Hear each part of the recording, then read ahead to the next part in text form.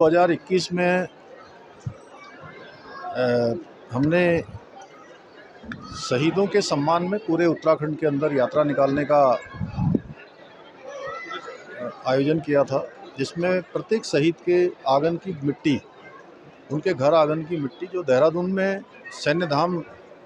जो हमारा बनकर लगभग तैयार हो गया है, उनके सैन्य धाम में उस घर आंगन की मिट्टी जो हमारे शहीद हुए हैं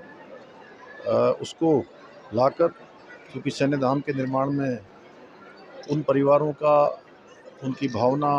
उन शहीदों की स्मृति बनी रहे, तो पहले चरण में हमने ये अभियान पूरा कर लिया था। दूसरे चरण का अभी 71 जो हमारे 2021 के बाद जो शहीद हुए हमारे वीर थे, उनके आंगन की मिट्टी आई और उनके सम्मान में एक कार्यक्रम आयोजित किया गया है। जल्दी ही हमारा सैन्य धाम बनकर तैयार हो जाएगा, उसका लोकार्पण होगा और वो हमेशा ये स्मरण दिलाता रहेगा कि देश की सीमाओं पर देश की रक्षा के लिए उत्तराखंड के इन वीरों ने अपनी शहादत दी है और उनसे प्रेरणा लेकर हमारे देश के लिए हमारे युवा, नौनिहाल, छात्र राष्ट्रभक्ति की ओर प्रेरित होंगे। सेना के प्रति उनका सम्मान होगा। जो हमारी देवभूमि है, देवभूमि वीर भूमि भी है और पूरे देश के लिए हजारों की संख्या में, आज भी लाखों करोड़ों की संख्या में हमारे देवभूमि से जुड़े हुए वीर योद्धा देश की सीमाओं पर तैनात हैं। उन सभी का सम्मान हो, उन सभी के परिवारों के कल्याण के लिए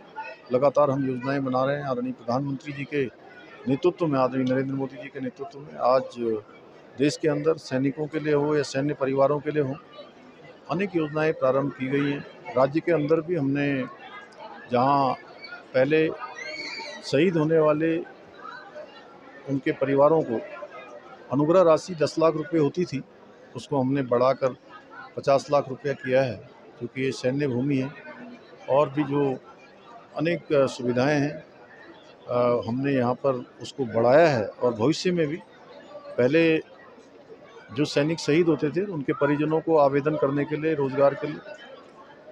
2 वर्ष का समय निर्धारित था, 2 वर्ष के अंदर करना होता था, उसको बढ़ाकर हमने 5 वर्ष किया है। अभी तक 28 लोग उनके परिजन सेवा में सेवारत हो चुके हैं। 13 लोगों की प्रक्रिया अभी गतिमान है। सभी जिलाधिकारियों को निर्देश किए गए हैं कि जहां भी हमारे सैनिकों के परिजन, उनके आश्रित,